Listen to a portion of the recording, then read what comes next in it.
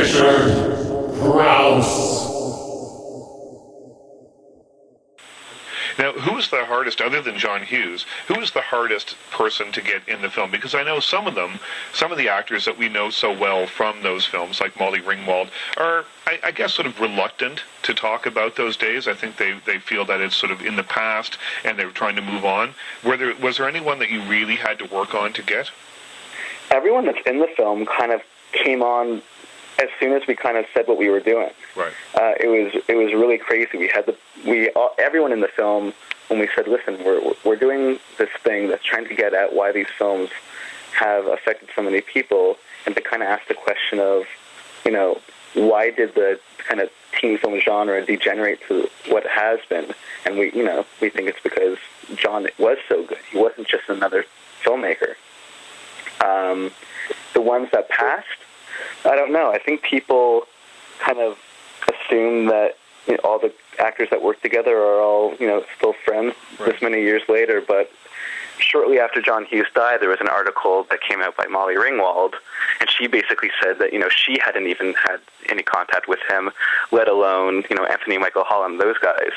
And we didn't know that either. We kind of thought, Molly and Anthony were hanging out at a bar somewhere going, can you believe this documentary?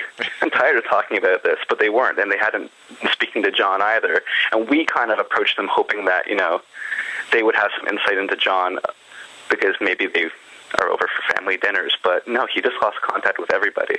Right. Now, what's your favorite John Hughes movie and why? It's 16 Candles.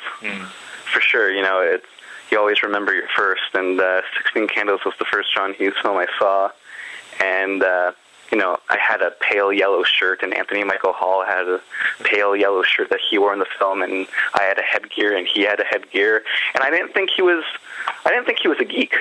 I thought he was pretty cool in the film, and, I think that's what he did so well, is he kind of showed everybody in high school, but never really, really singled them out for who they were, because everyone had their kind of own unique personalities, and we're all fighting for acceptance. So, by the fact that I didn't think that